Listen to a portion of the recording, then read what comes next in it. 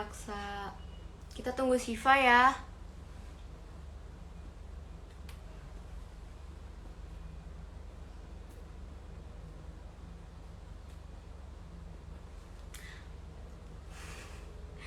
Kita tunggu Siva dulu, Sivanya belum ada. Gimana nih kabarnya semuanya? Pandeminya gimana? Udah mulai bosen belum di rumah? Gak kerasa udah hampir setahun pandemi begini di rumah terus aja. Boleh sharing-sharing mengenai hari-harinya sebelum kita mulai.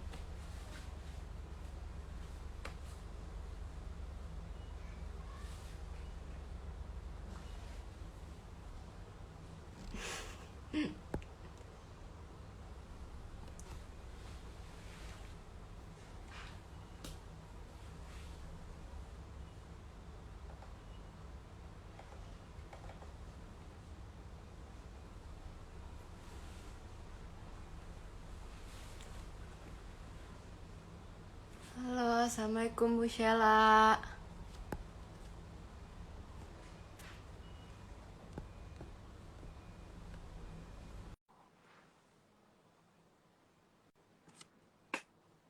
Sivanya belum join.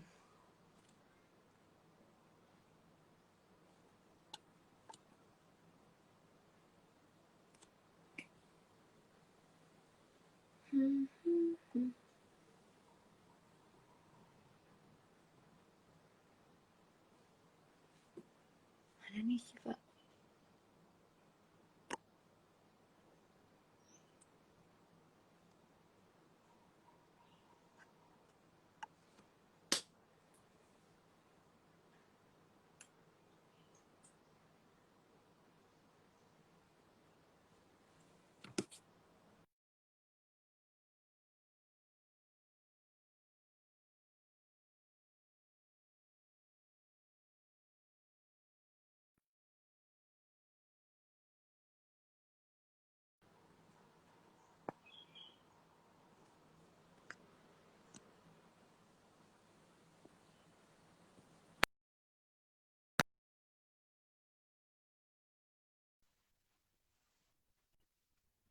Akhirnya bisa masuk dari tadi.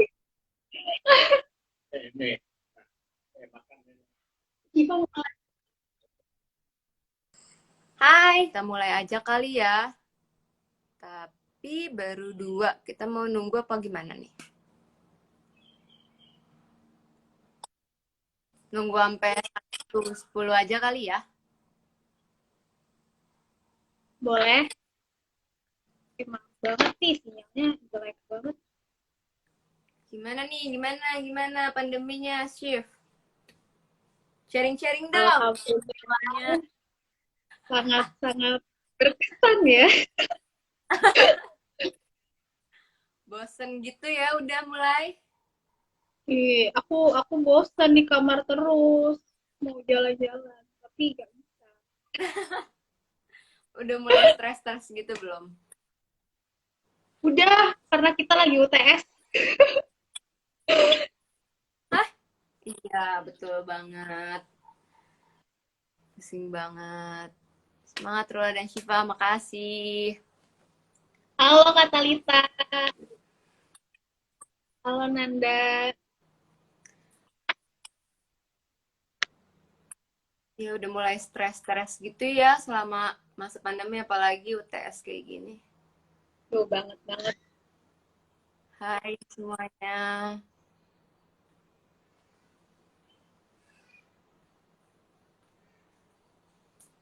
Sekarang udah 13.06.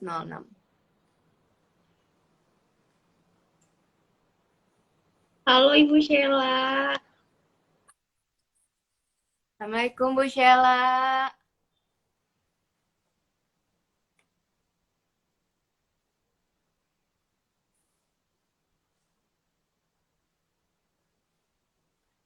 Chef, kayaknya kita almetan aja kali ya, biar lebih kelihatan Mau identitas Almeta. dirinya gitu. Mm-mm. Yuk, dimatiin dulu kali ya. Soalnya aku jauh Oke. banget nih ke atas dulu. Oke, biar kelihatan identitasnya aja. Semangat, makasih Bu Sela.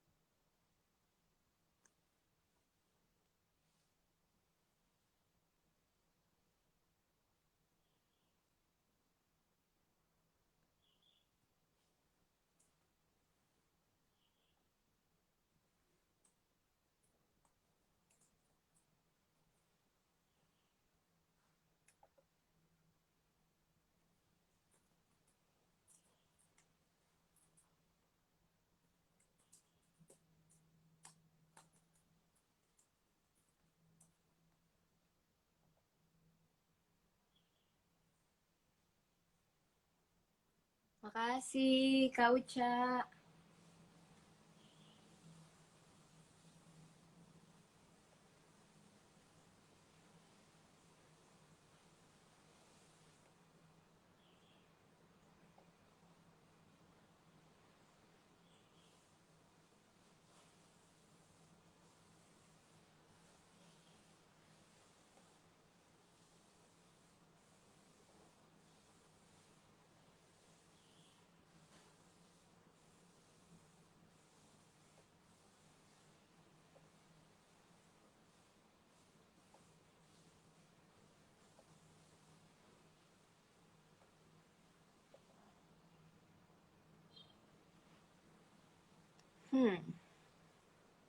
Semangat, makasih Kak Gina.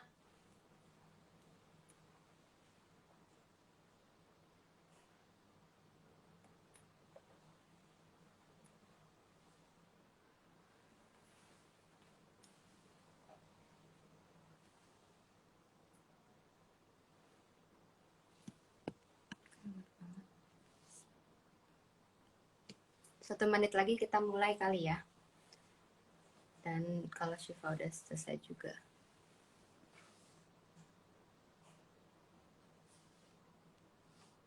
Oh, Cece.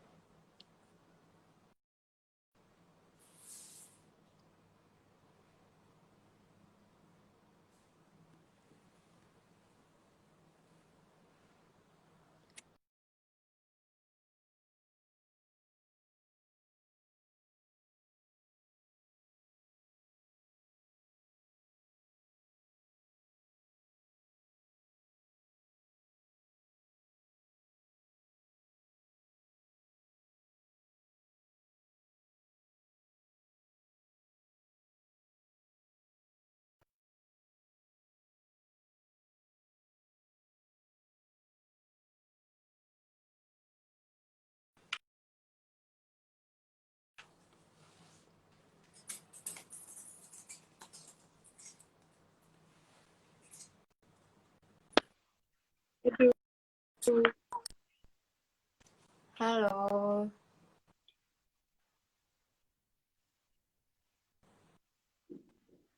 Iya, udah. Nice. Oke. Oke, kita mulai aja Maaf yuk. banget ya dari tadi belum bisa. Kita mulai aja yuk. Boleh, Oke. boleh dibuka. Assalamualaikum warahmatullahi wabarakatuh. Hai semuanya. Apa kabar semuanya di sana di masa pandemi kayak gini? Kalian kabarnya baik-baik aja kan? Di sini aku Rula Sabita dan teman aku. Aku Syifa ya. Nah, Kami kami dari mahasiswi Psikologi 2018 Universitas Al Azhar Indonesia. Nah, di sini kami berdua sebagai perwakilan dari kelompok kami yang beranggotakan ada Kak Manda Kalita Wibowo, ada Kak Kelvin Elviansyah, ada Kak eh, Maurel Aurel Kak Aurel, ada Kak Gina Safira dan dan Kak Anissa Putri.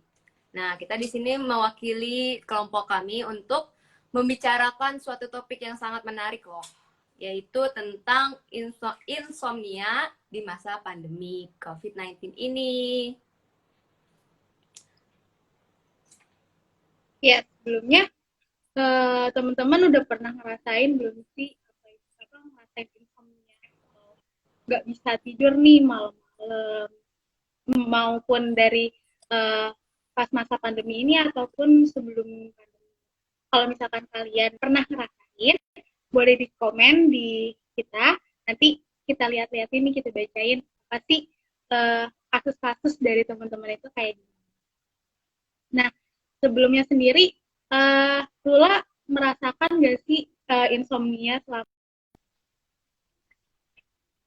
Wah, kalau insomnia, mungkin aku kasusnya tuh nggak yang dalam waktu jangka yang panjang ya. Mungkin uh, aku tuh tipe yang kayak misalnya nggak bisa tidur kalau lagi abis ngerjain tugas sampai tengah malam atau mungkin sampai subuh gitu. Tapi kalau misalnya untuk weekend sendiri, aku berusaha untuk memperbaiki nih pola tidur aku biar nggak konsisten nggak bisa tidur gitu. Kalau aku kayak gitu sih.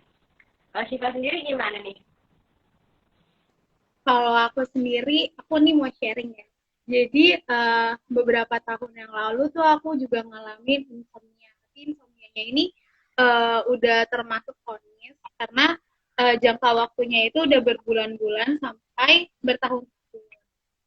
Jadi insomnia aku ini dimulai dari kelas 2 SMA atau kelas 11 SMA.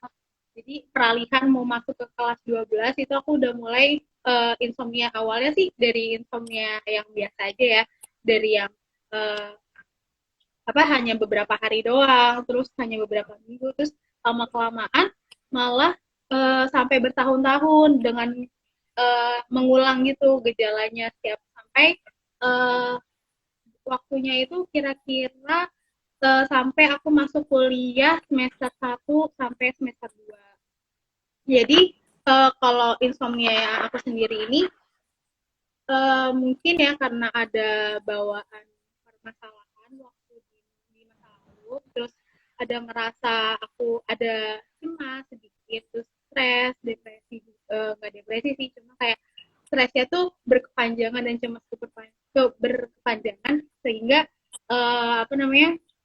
insomnia aku nih udah akut banget gitu, udah kronis banget. Bahkan sampai kan aku tuh masuk jurusan psikologi ya. Terus di mata kuliah kalau nggak salah itu ada tentang biospiritual sosial.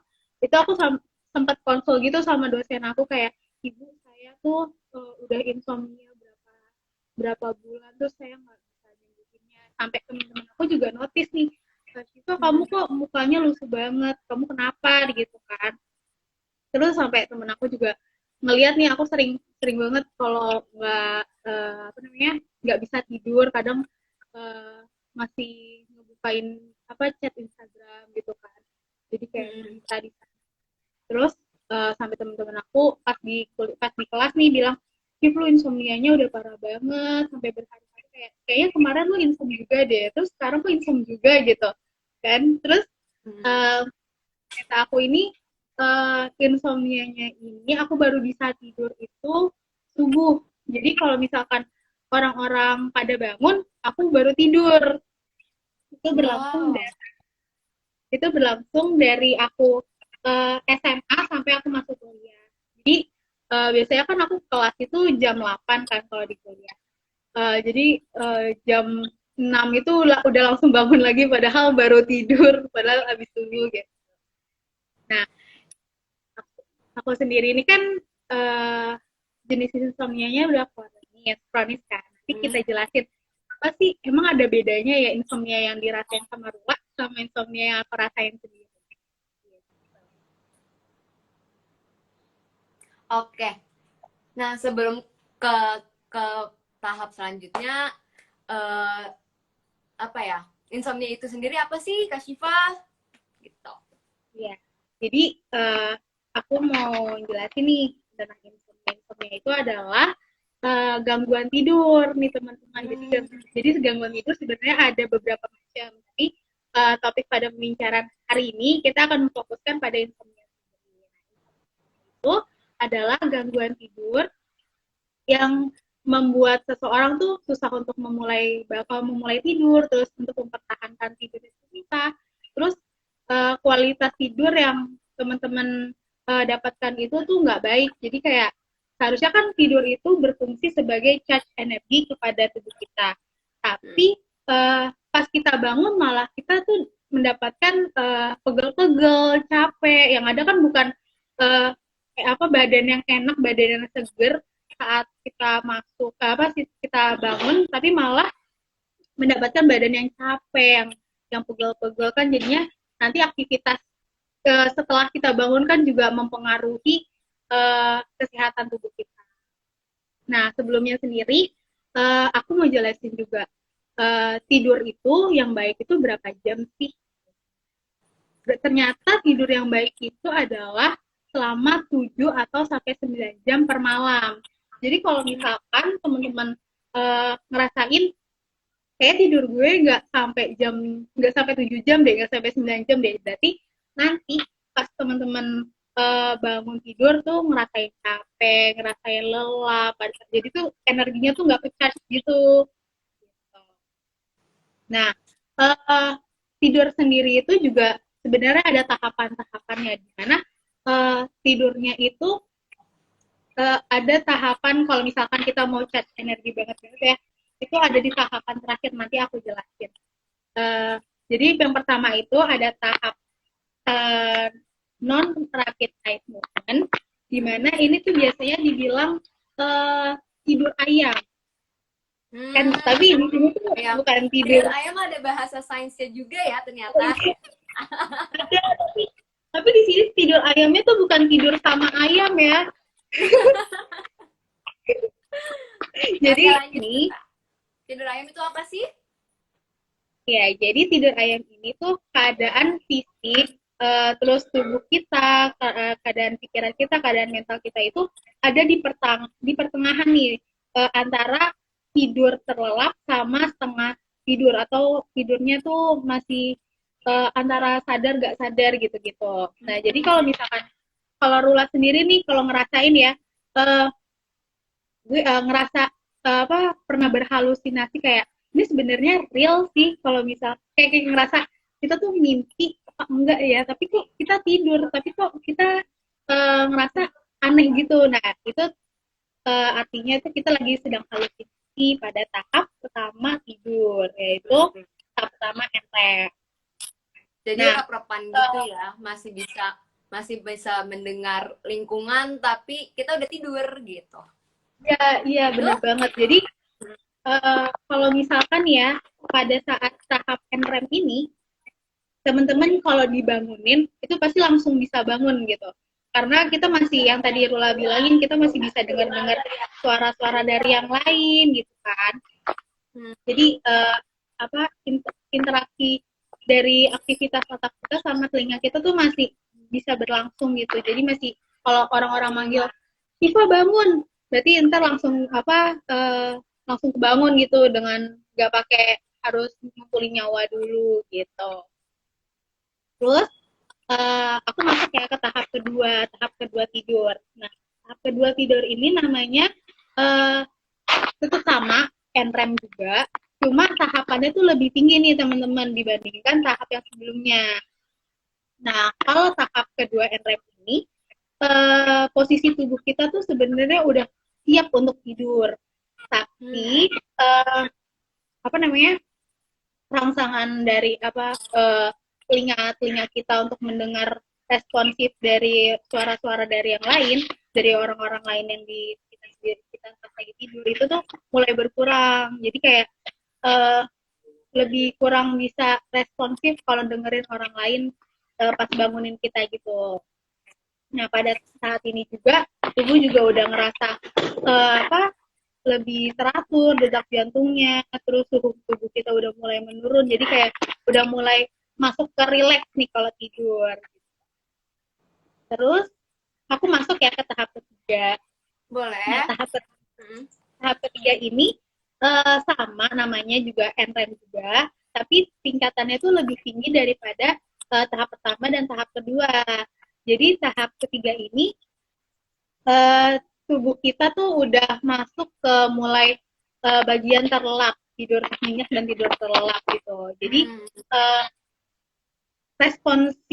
responsifnya telinga kita terhadap suara-suara yang lain itu semakin nggak kedengeran, malah nggak responsif gitu, karena kita tuh udah mulai tidurnya nyenyak, terus detak jantung kita juga udah mulai teratur. Terus kalau misalkan ya Rula dibangunin nih pada tahap ini, nah si Rula ini ntar bakal harus beradaptasi dulu sama lingkungannya. Jadi kayak ngerasa istilahnya kalau kita bilang tuh ngumpulin nyawa dulu. Nah di sini nih teman-teman nyawa itu apa sih di tahap ketiga NREM. Jadi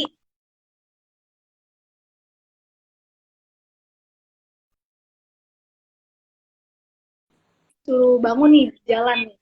Terus tapi kita tuh udah jalan, tapi di posisi kita tuh masih kayak yang kata tadi aku bilang apa ya, masih mengumpulkan nyawa, belum sepenuhnya sadar gitu. Terus masuk nih ke tahap yang terakhir, tahap tidur yang udah nyenyak banget gitu. Nah ini namanya tahap REM atau Rapid Eye Movement.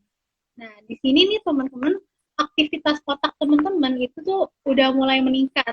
Kenapa bisa meningkat? Karena pada tahap ini tuh kita mulai muncul mimpi-mimpi.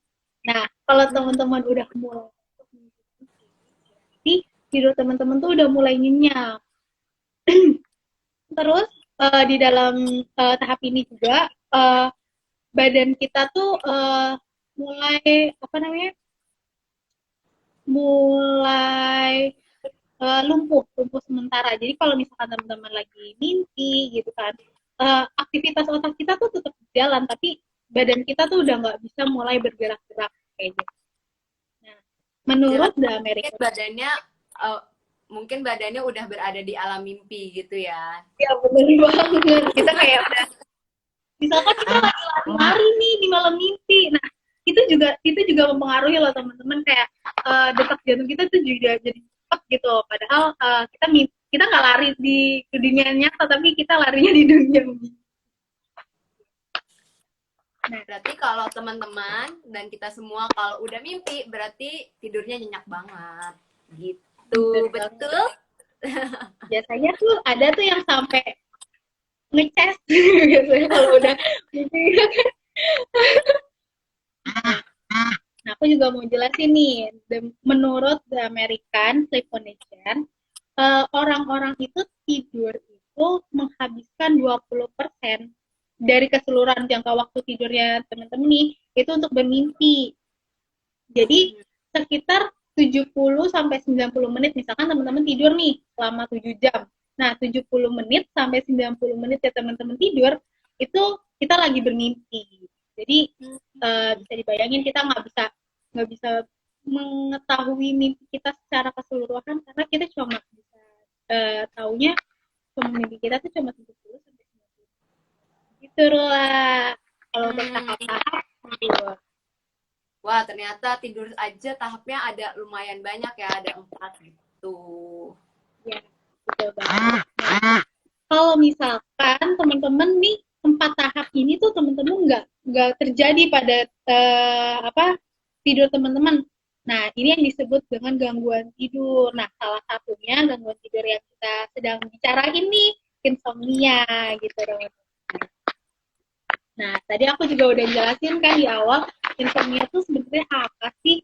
Kan, jadi insomnia itu sebenarnya salah satu macam dari gangguan tidur yang membuat kita tuh susah untuk memulai tidur, terus kita susah untuk mempertahankan tidur kita. Nah, kualitas tubuh kita tuh juga, kualitas tidur tubuh kita itu juga kurang. Kayak tadi aku jelasin, ngerasa jadi pegel-pegel pas bangun, terus ngerasa capek, badannya sakit, tangan kita sakit, badan punggung kita sakit. Nah, itu tuh yang disebutkan kenapa insomnia itu bisa memberikan dampak pada tubuh kita tuh seperti itu.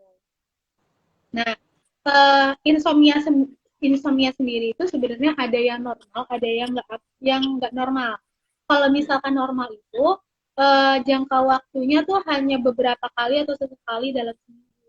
Tapi jadi nggak sampai sebulan, nggak sampai bertahun-tahun. Nah, itu insomnia yang bisa dapat dikatakan normal. Tapi kalau misalkan udah nggak dibilang nggak normal, itu yang tadi aku jelasin, uh, bisa jangka waktunya tuh berulang-ulang, bisa seminggu, 2 minggu, terus sebulan, bahkan bertahun-tahun. Kayak tadi contoh kasus yang aku rasain sendiri di tahun-tahun sebelumnya. Berarti Nah, eh, apa insomnia yang normal dengan tidak normal itu perbedaannya mengenai jangka waktunya saja. Kalau misalnya normal mungkin jangka waktunya pendek, sehari 2 hari gitu, paling lama seminggu gitu ya. bener Berarti banget. ini bisa bisa jadi introspeksi diri kita juga, ngelihat kita insomnia normal apa enggak sih gitu. Ya, bener banget. Nah, aku juga mau ngasih tahu nih, diagnosis dari insomnia itu sebenarnya bisa dikatakan insomnia itu dalam jangka waktu seperti apa sih? Kalau insomnia yang udah dibilang insomnia yang akut itu udah dikatakan 3 bulan jangka waktunya dan muncul dalam 3 kali dalam seminggu, ada 3 malam dalam seminggu. Jadi sifatnya si insomnia ini tuh bisa sementara, tapi bisa juga menetap sesuai dari psikologis teman-teman sendiri itu kayak gimana. Jadi kalau misalkan psikologisnya teman-teman lagi gak bagus, nah itu bisa dapat insomnia-nya tuh berulang lagi sampai jangka waktunya tuh lebih dari seminggu. Terus aku juga mau masuk nih ke klasifikasi insomnia gitu. Klasifikasi insomnia yang pertama itu ada jenis-jenisnya. Nah, di sini teman-teman bisa mengukur nih sebenarnya aku tuh insomnia-nya udah berapa lama ya, bisa dikatakan insomnia apa ya gitu. Nah, yang pertama itu ada insomnia transit. Nah, transit ini tuh jangka waktunya tuh kurang dari seminggu. Jadi kayak cuma beberapa hari aja, nggak sampai berbulan-bulan. Nah, biasanya ini disebabkan oleh stres, kecemasan, terus adanya mood swing di dalam tubuh kita, atau ada penyakit, maksudnya kayak kita lagi sakit nih, jadi kita jadi insomnia. Mungkin ya tadi yang Rula ceritain kasusnya ini bisa dimasukin di transit karena Iya. waktunya berapa hari aja. Karena aku Gitu. juga kalau nggak bisa tidur cuma pas kayak ini, misalnya lagi minggu-minggu UTS karena aku stres, banyak tugas gitu, kepikiran juga. Jadi insomnia aku insomnia masih yang apa tadi namanya? Belum akut ya? Iya, masih transit. Ya, Terus lanjut aku Kak. masuk lagi nih ke jenis yang kedua, yaitu insomnia akut. Nah, di sini tuh insomnia akut ini berlangsung selama beberapa minggu dan beberapa bulan. Jadi itu kalau misalkan teman-teman udah ngerasain insomnia itu berminggu-minggu sampai jangka waktunya sebulan, nah ini bisa dikatakan insomnia akut. Nah, akibat ya, faktor dari insomnia akut ini dikarenakan kemungkinan ada penyakit yang teman-teman rasain gitu, ada suatu penyakit yang teman-teman rasain, atau tidak menutup kemungkinan stres dan kecemasan yang teman-teman rasain itu juga bisa menjadikan salah satu faktor di insomnia akut ini. Nah, selanjutnya nih ada jenis yang terakhir yaitu insomnia kronis. Nah, insomnia kronis ini jangka waktunya tuh udah lebih dari 1 bulan, bahkan bertahun-tahun. Udah bukan berhari-hari lagi nih, udah bertahun, udah sampai berulang-ulang terus gejalanya. Nah, ini diakibatkan juga sama kecemasan atau stres atau sakit yang tapi jangka waktunya tuh udah panjang gitu, udah lebih dari 1 tahun. Mungkin kalau dilihat dari kasus itu sama kayak kasus yang aku rasain yang bertahun-tahun kemarin, kan aku kira-kira itu udah lebih dari 2 tahunan ya, atau 3 tahunan. Itu emang lagi banyak. Terus aku masuk lagi nih ke klasifikasi selanjutnya, yaitu bentuk-bentuk insomnia. Nah, bentuk-bentuk insomnia itu ada terbagi menjadi 3. Yang pertama, difficult in initiating sleep atau DIS. Nah, DIS ini tuh termasuk tidur yang terjaga. Jadi itu kayak yang tadi aku jelasin di tahap tidur sebelumnya, di tahap pertama masih bisa mendengar responsif dari lingkungan-lingkungan kita yang sekitar. Nah, selain itu juga bisa disebabkan oleh kecemasan kita sendiri. Misalkan tadi nih Lula ngerasain cemas karena tugas, cemas karena UTS. Nah, jadi kebawa sampai pikiran gitu. Akhirnya kayak tidur kita tuh, aduh, kayak rep-repan gitu. Mau tidur enggak, tapi kalau mau tidur capek. Ya bener banget. Gitu.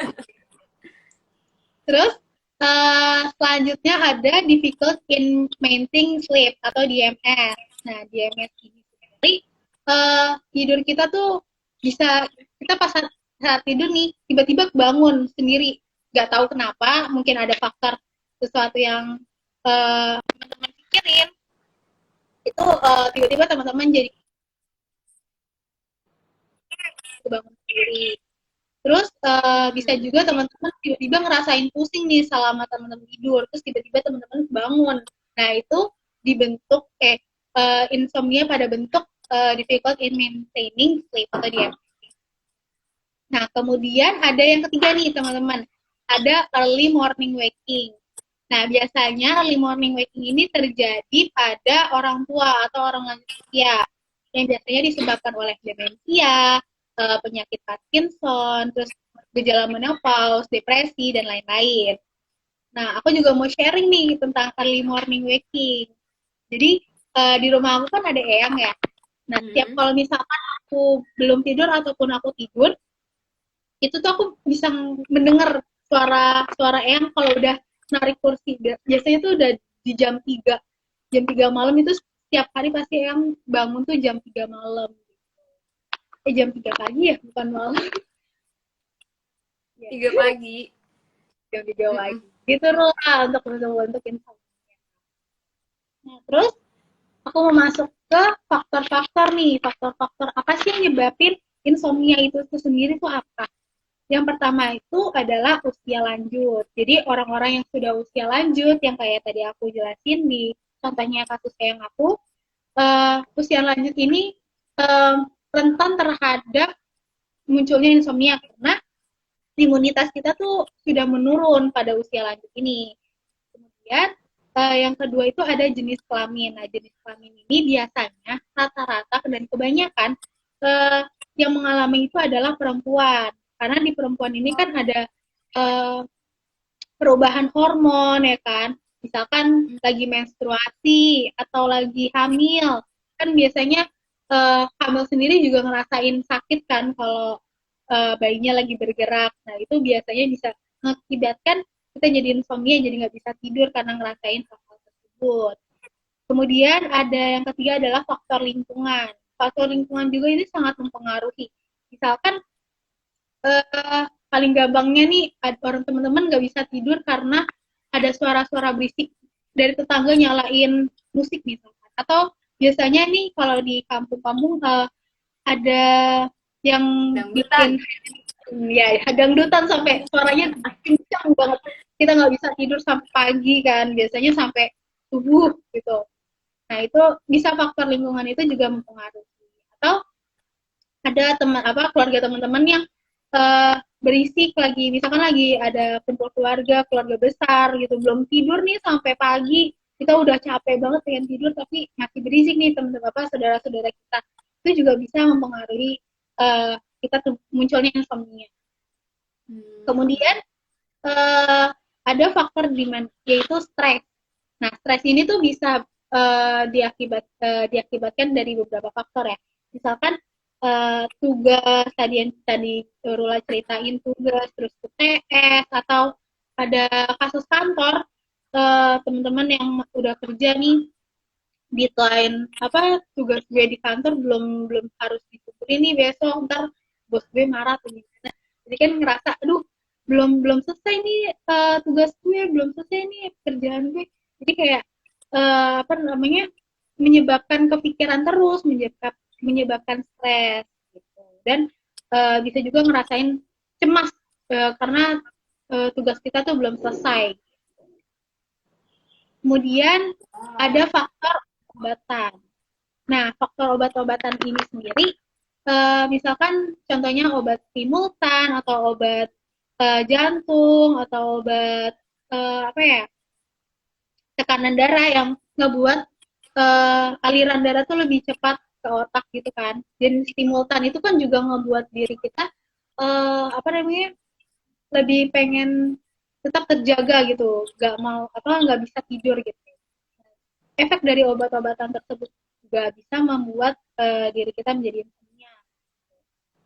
Kemudian selanjutnya ada efek dari kafein, nikotin, dan alkohol.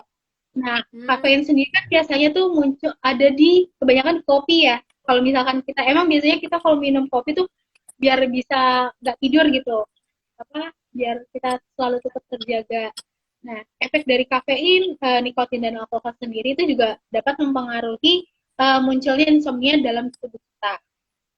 Kemudian ada kondisi dari tubuh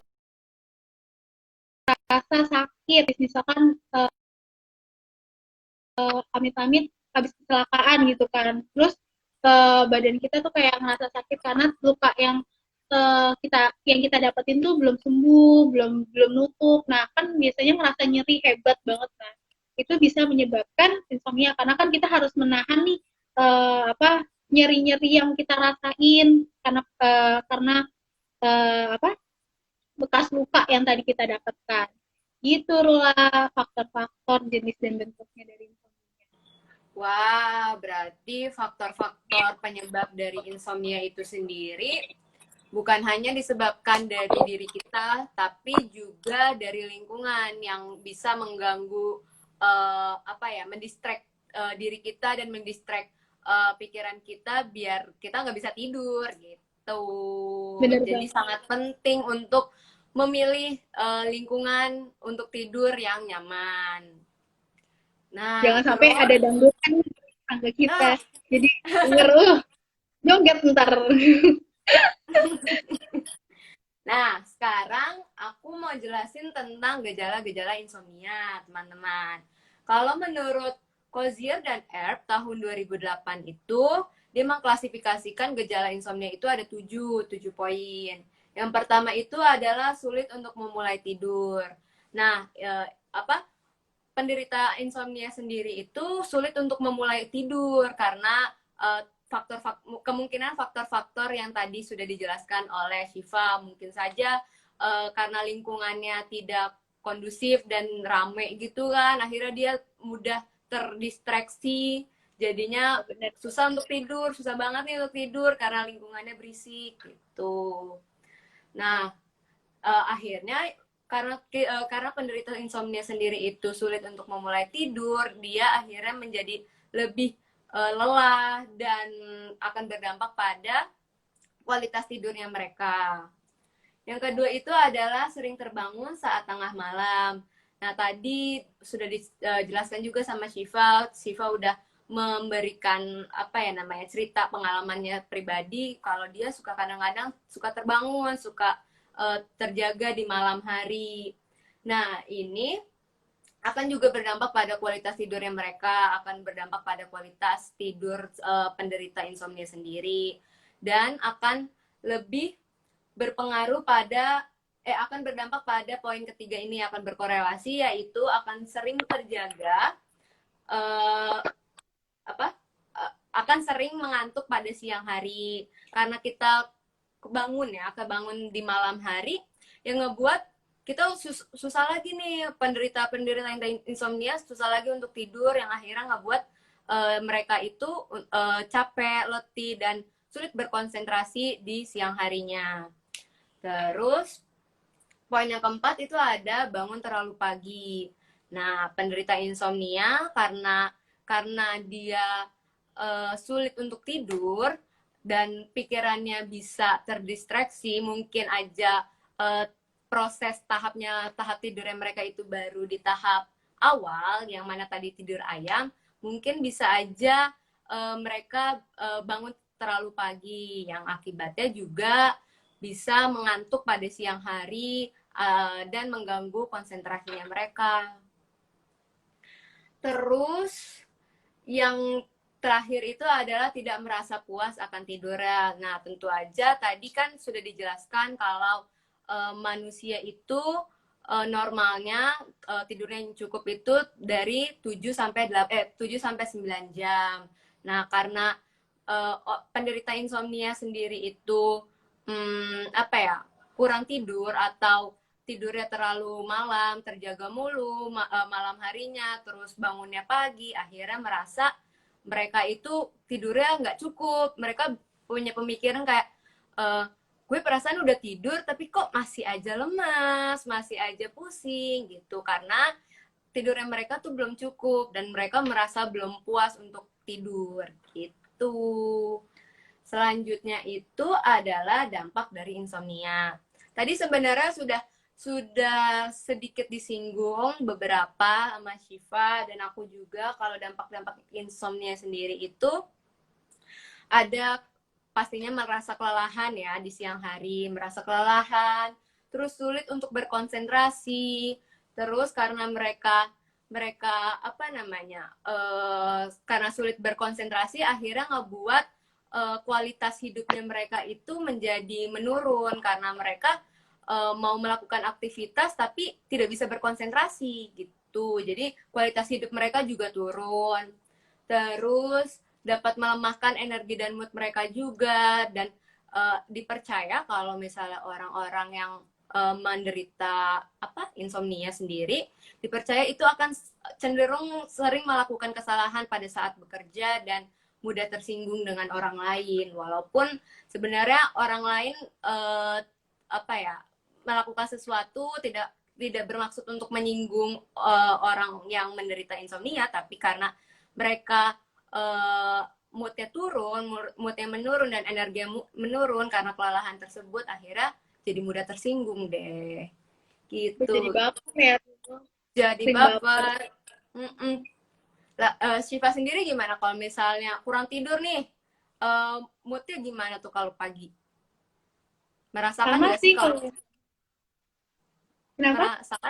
merasakan nggak kalau misalnya kurang tidur nih, aduh jadi nggak mood banget nih masuk gitu Iya, kan? bener banget. Ngerasain kayak jadi sering nguap ya. Misalkan kalau di ini aku baru tidur subuh, terus ada kelasnya pagi, akhirnya kayak apa yang disampaikan dosen ke aku tuh nggak terlalu nangkep gitu. Sebenarnya ini dosen jelasinnya apa sih? Jadi kayak akhirnya aku harus nanya dulu nih sama temen aku, tadi ibunya ngomong apa sih? Tadi bapaknya ngomong apa sih? Aku ngantuk banget gitu kan. Akhirnya ngerasa ilmu yang harusnya kita dapetin di pagi hari itu tuh kayak kurang banget masuk gitu kan. Nah, iya.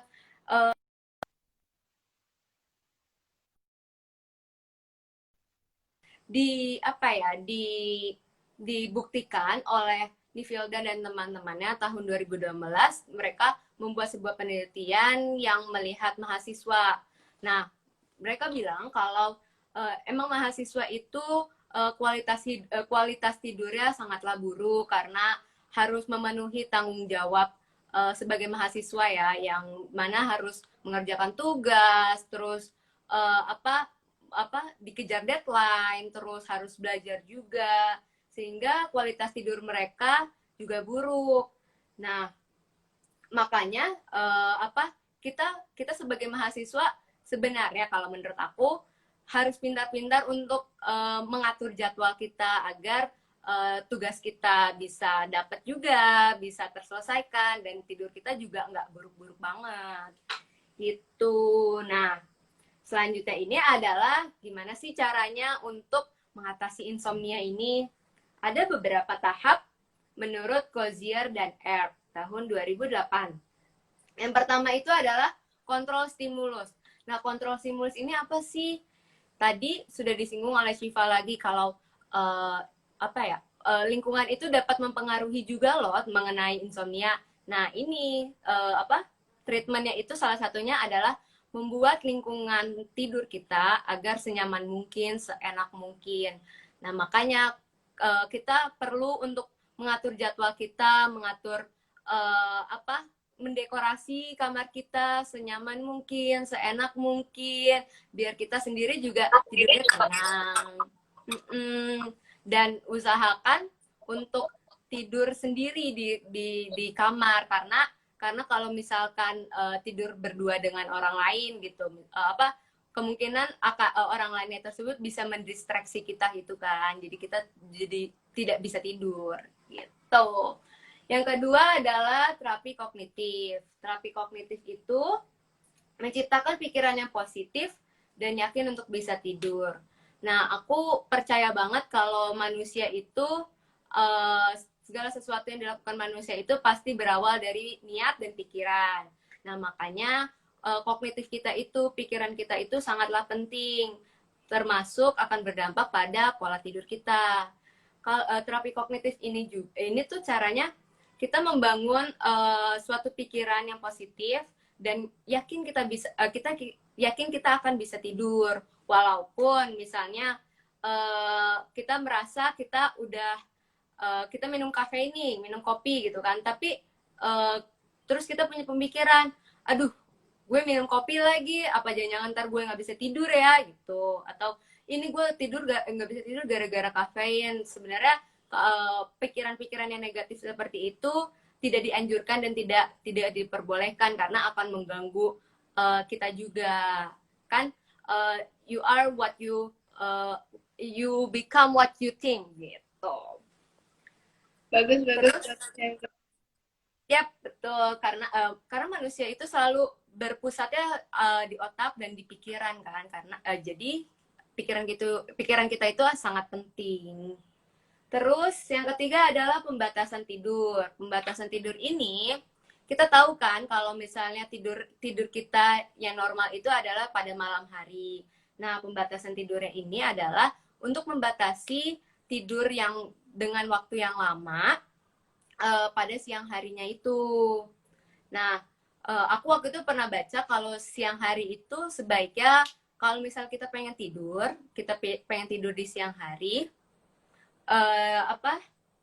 kita dianjurkan untuk tidur 1-2 jam saja, nggak boleh lebih dari itu. Kalau misalkan kita tidur lebih dari 2 jam, maka kita akan kesulitan untuk tidur di malam hari.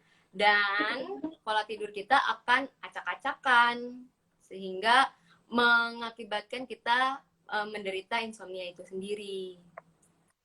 Terus, yang keempat adalah latihan relaksasi. Relaksasinya ini berfungsi untuk merilekskan tubuh kita, merilekskan jiwa kita, merilekskan pikiran kita. Relaksasi sendiri itu ada 5. Ada 5. Yang pertama itu adalah relaksasi dengan melatih pernafasan dan meditasi. Nah, dipercaya dengan meditasi dan relaksasi pernafasan ini akan merilekskan tubuh kita, akan merilekskan jiwa kita, dan kita akan lebih nyaman. Aku sendiri lagi mencoba selalu untuk meditasi, dan alhamdulillah meditasi yang aku lakuin berdampak juga di pola tidur aku, dengan syarat kalau nggak ada tugas sama sekali. Tapi kalau masa pandemi ini banyak tugas ya, Rula. Iya, banyak tugas sangat mengganggu banget sih, tapi gak masalah itu apa namanya eh, tidak dalam jangka waktu yang lama karena akan ada saatnya tugas-tugas itu terselesaikan kan gitu. Terus yang kedua adalah relaksasi mental. Relaksasi mental ini dilakukan dengan cara yoga. Dipercaya dapat membantu untuk menenangkan pikiran. Lagi-lagi pikiran kita harus positif dan tenang, nyaman sehingga berdampak juga pada tubuh kita. Selanjutnya adalah relaksasi dengan aromaterapi. Nah, ini aromaterapi itu menurut aku juga berefek banget sih ke aku karena aku selalu menyetok aromaterapi ya karena aku merasa aromaterapi itu sangat menenangkan, baunya itu sangat uh, gak nyengat tapi menenangkan. Apalagi aromaterapi yang berbau lavender. Lavender itu dipercaya dapat menenangkan tubuh kita, dapat menurunkan stres kita, stresor yang ada di tubuh kita, yang ada di pikiran kita. Terus juga akan merangsang otak kita sehingga otak kita menjadi lebih rileks, lebih lebih apa ya, tenang gitu. Terus juga akan memberikan relaksasi terhadap otot-otot dan fisik kita. Nah, selanjutnya itu adalah relaksasi dengan musik religi. Nah, musik religi ini dipercaya dapat menenangkan jiwa kita kan, karena merasa nggak sih kalau musik religi itu intonasinya terus nada-nadanya itu sangat bikin tenang banget kan, yang slow, apa flow gitu, kayak kayak ombak lah istilahnya gitu. Jadi bikin nyaman gitu. Nah, bisa apa namanya relaksasikan kita, merelaksasikan jiwa kita, merelaksasikan tubuh kita. Namun relaksasi dengan musik religi ini tidak bisa dilakukan cuma sekali dua kali aja, namun harus secara rutin, secara konsisten dilakukan terus menerus sehingga efeknya juga bisa berdampak banget ke pola tidur kita. Selanjutnya itu adalah mandi dengan air hangat. Nah, teman-teman atau Shiva sendiri merasa nggak sih kalau air hangat tuh ngebuat kita jadi, aduh enak banget gitu loh badannya, ya nggak sih? Enak Nah, banget, air iya hangat itu, bener. nah bener kan? Air hangat itu dipercaya dapat membuat tubuh kita menjadi rileks dan nyaman, karena sesuai dengan penelitian dari Sulistyawati bahwa air hangat itu dapat menghilangkan rasa nyeri karena memudahkan sirkulasi darah di tubuh kita. Jadi ngebuat badan kita tuh enteng banget, ringan banget dan rileks banget setelah mandi air hangat. Makanya nih kalau misalnya malam-malam sehabis pulang kuliah gitu nyampe rumah jam 9, jam 10 atau pulang kerja bisa jam 12-an, dianjurkan untuk mandi air hangat biar kita menjadi rileks dan mudah tidur. Nah, terapi yang selanjutnya itu adalah dengan menggunakan obat maupun non-obat. Kalau non-obat sendiri, itu ada metode namanya Cognitive Behavior Therapy atau yang dikenal sebagai CBT. CBT ini sendiri dikembangkan oleh sebentar dikembangkan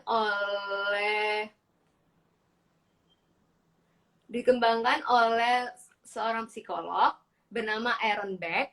Nah, dia dipercaya CBT ini dipercaya untuk meringankan kognitif dan perilaku kita, yang mana sebagai penanganan insomnia. Nah, intervensi dari CBT ini melibatkan untuk memperbaiki perilaku kita, terus untuk meningkatkan pikiran positif kita dan meningkatkan korelasi antara perilaku dengan kognitif kita. Nah, terus penelitian ini juga menunjukkan bahwa kalau CBT sendiri digabungkan dengan terapi obat-obatan, yang mana adalah obatan antipsikotik atau obat sedatif itu akan lebih efektif untuk penderita-penderita insomnia. Jadi lebih lebih manjur lah istilahnya untuk para penderita insomnia dibandingkan hanya menggunakan teknik metode CBT ini sendiri. Gitu. Bagus banget lah. Jadi emang banyak ya metode-metode untuk membantu kita menghilangkan atau mengurangi insomnia sendiri dalam tubuh kita. Nah, aku juga mau sharing lagi nih teman-teman. Kalau dulu aku tuh ngatur pola tidur aku lagi tuh dengan cara menggunakan musik jazz. Jadi kan kalau teman-teman tahu sendiri jazz itu kan lebih slow, relax kan. Jadi ngebantu aku untuk buat merangsang supaya aku bisa cepet tidur gitu. Atau sekarang kan juga banyak nih aplikasi-aplikasi kayak Calm atau Relief gitu kan untuk membantu kita membantu untuk supaya cepet tidur gitu. Kalau kalau aku sendiri biasanya makainya itu aplikasi Calm. Nah, Calm itu biasanya isinya tuh ada musik-musik kayak hujan, terus musik tentang bermeditasi, musik suara alam, suara yang melo-melo, relax. Nah, itu biasanya aku ngebuat aku tuh lebih cepat untuk tidur. Itu aku pakai juga dari udah lama banget aku makainya semenjak aku kemarin ngalamin insomnia yang bertahun-tahun itu. Terus kan karena aplikasi itu juga aku juga ngebantu supaya pola tidur aku jadi lebih bagus gitu kan, karena aku ngebatasin nih misalkan jam 9 aku harus tidur. Nah, setiap hari itu aku jam 9 tidur terus kan.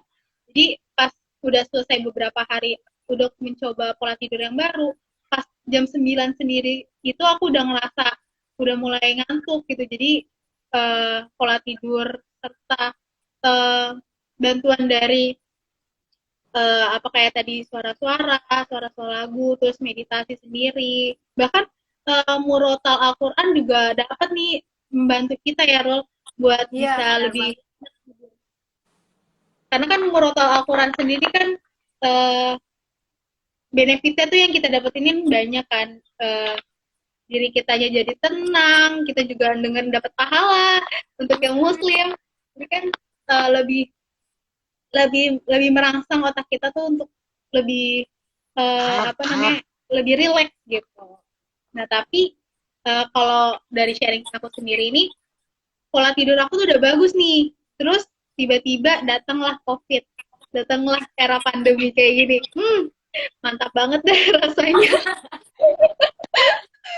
Jadi aku insomnia aku tuh balik lagi nih teman-teman, karena emang tugas-tugas kita kan jadi lebih banyak ya, nggak apa, terus kita juga jarang berinteraksi nih sama teman-teman lain, akhirnya membuat kita stres, membuat kita cemas, akhirnya yang merangsang otak kita tuh jadi sulit untuk tidur gitu, karena ada rasa stres yang kita dapetin di keseharian kita sendiri. Gitu. Nah, kalau misalnya tips dari aku pribadi, aku selama COVID ini kan suka kadang-kadang kita lebih banyak gabutnya dibanding beraktivitasnya kan, karena di rumah aja.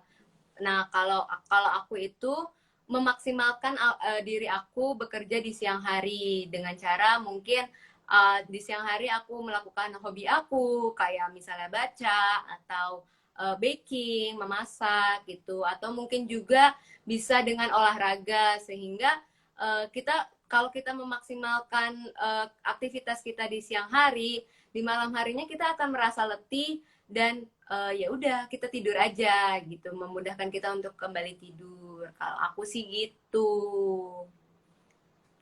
Nah, teman-teman, cukup sekian materi dari kami. Apakah ada yang ingin ditanyakan? Kalau teman-teman ingin bertanya boleh di-share ya di kolom komentar. Nanti aku akan juga nanya melakukan sebuah apa ya, giveaway untuk kalian semua.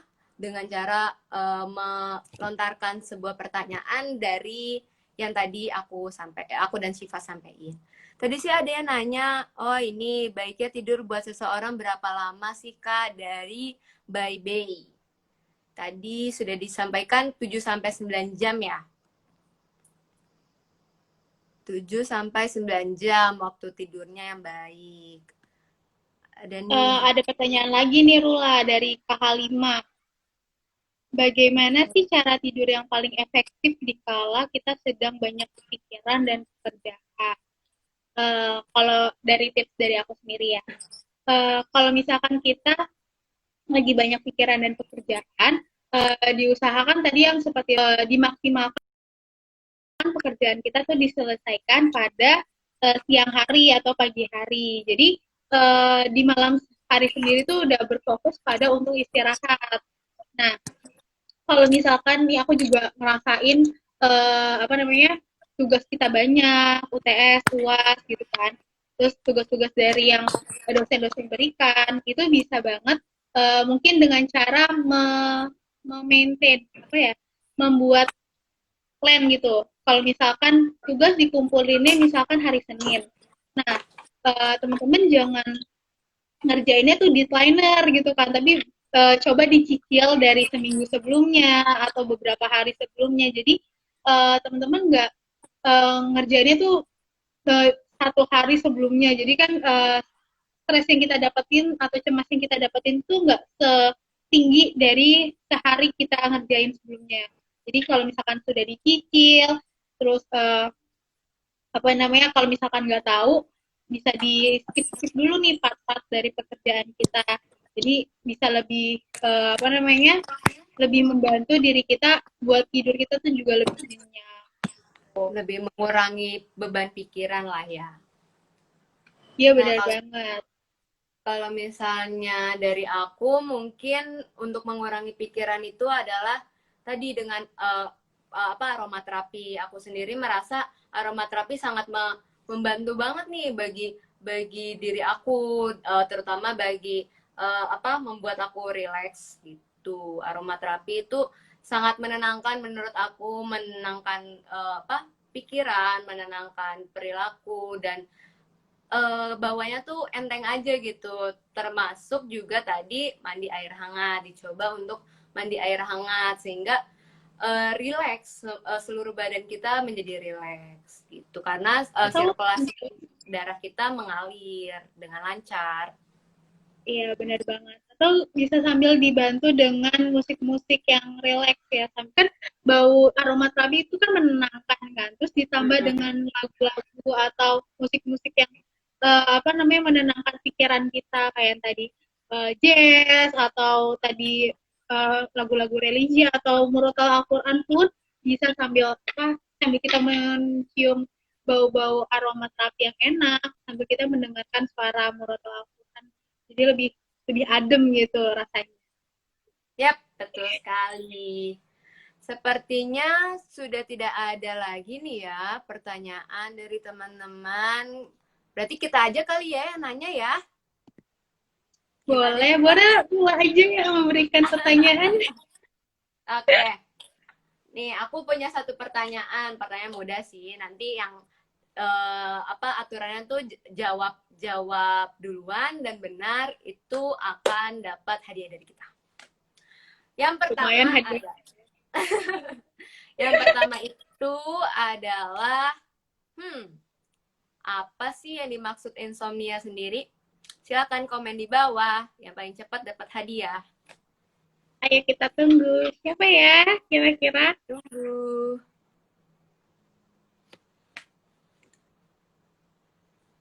Ayo, apa itu insomnia?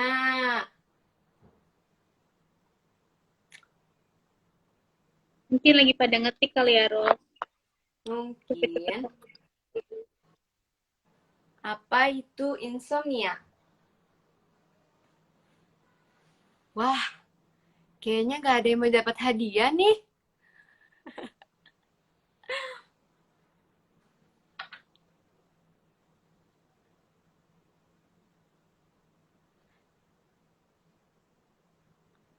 Ayo teman-teman, apa itu insomnia?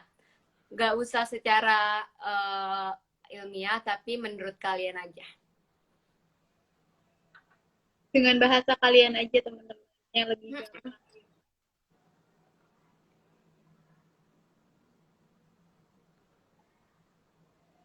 Wih, udah ada jawaban nih. Rula, Wah, yang pertama, kalau di Rula siapa nih yang muncul Kak pertama? Halimah. Kalau aku muncul ke Halimah. Mm-mm. Kalau dari Kak Halimah sendiri, insomnia merupakan gangguan tidur yang disebabkan karena beberapa hal seperti stres, cemas, ataupun hal lain. Benar banget Kak Halimah. Uh, kamu tadi, Betul. tadi kan aku udah jelasin juga tuh salah satu faktor dari gangguan tidur ini, insomnia ini adalah stres dan terus ada jawaban lain juga nih dari Najendra Fitra. Mm-mm. Insomnia itu kesulitan dalam masalah tidur. Benar banget. Terus Bener ada lagi banget. nih, MT MT 5000 5.400. Insomnia itu sulit sulit tidur. tidur. Benar banget. Betul. Terus ada lagi dari sipit tipis, gangguan memulai tidur dan mempertahankan tidur. Itu benar, benar banget. Tapi intinya itu adalah insomnia itu sendiri gangguan tidur untuk gangguan untuk memulai tidur. Sudah sampai di situ saja. Tapi yang jadi pemenangnya siapa nih, Shift kira-kira? Siapa ya? Tadi bilangnya Rula yang cepet-cepetan kan? Ya, yang Berarti cepat-cepat, selamat cepat dan nih. benar Berapa orang adalah nih Rula? kenapa? Berapa orang nih yang mendapatkan hadiah? Yang dapat hadiah 2 orang, tapi nanti ada 1 pertanyaan lagi. Oke, jadi untuk hadiah pertama, selamat kepada Kak Halimah. Yeay, Yeay. sama Kak Halimah. Nanti Kak Halimah bisa bisa info ke aku atau Shiva mengenai nomornya mau dikirim kemana ya Kak hadiahnya. Selanjutnya, pertanyaan kedua, yaitu Apa tuh pertanyaannya? Jeng jeng jeng. dari aku apa Shiva nih yang mengasih pertanyaan kedua? Eh, boleh ya dari aku? Boleh. Aku random aja nih ya. Aku belum nyiapin sebenarnya. Eh, Oke. tadi aku udah jelasin nih jenis-jenis dari insomnia sendiri itu apa. Boleh disebutin nggak jenis-jenisnya apa? Ada 3 kalau nggak salah tadi aku jelasin. Jenisnya aja teman-teman, nggak perlu pakai berapa hari disebutin. Ayo, pertanyaan kedua itu jenis-jenis dari insomnia ya? Ya, Ya, teman-teman, jenis-jenis dari insomnia itu apa aja? Ditunggu jawabannya di kolom komen.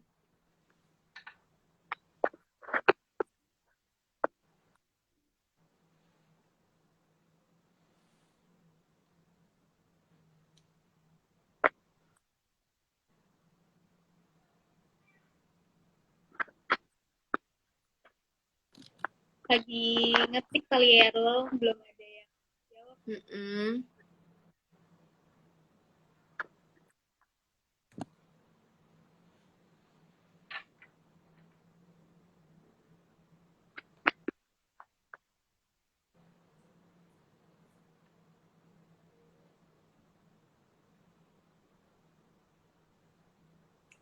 Apakah sudah ada jawabannya? Kalau misalkan 14 11 berapa? Kita tunggu 1 menit lagi deh. Akut dan kronis. Ayo, tadi ada 3. Akut, kronis, satu lagi. Satu lagi, ayo. Yang tadi tuh yang tidurnya masih rep-repan itu termasuk insomnia jenis apa? Yang kasusnya Rula tadi tuh apa? Kayak terlalu sulit gak sih? Terlalu sulit ya? Oke, ganti aja deh. Pertanyaan kedua nih ya. Tapi nggak Akut, apa-apa sih, Rul. akut Tapi kronis nggak apa-apa, onset Rul. tuh katanya, kata Ridon. Konsep tuh apa, Ridwan?